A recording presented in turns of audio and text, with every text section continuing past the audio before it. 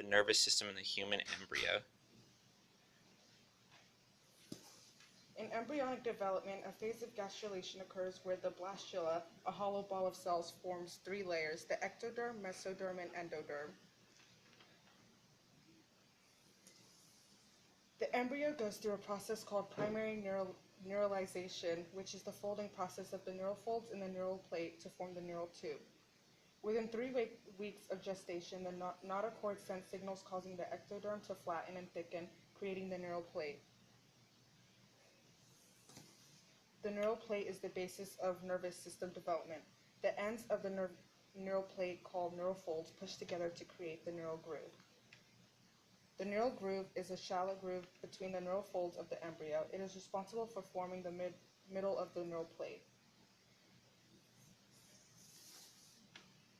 The neural tube is the most crucial part to form the nervous system. In the lumen of the neural tube is a cavity that forms the space of the ventricles of the brain and central canal of the spinal cord, filled with amniotic fluid, later becoming CSF, cerebrospinal fluid.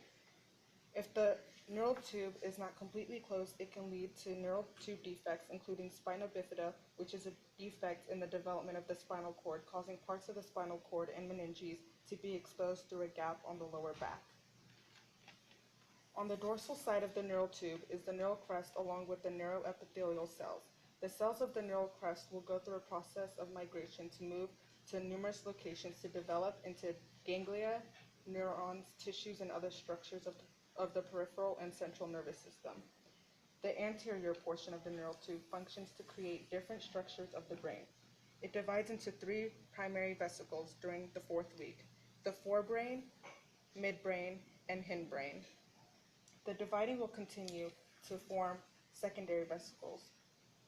The forebrain will create the end of the brain that forms the cerebral hemisphere. Also the diencephalon, which creates the hypothalamus, pituitary, and pineal glands, and the thalamus. The hindbrain divides into make the pons and cerebellum, and also the medulla oblongata. This is a lateral view of encephalization.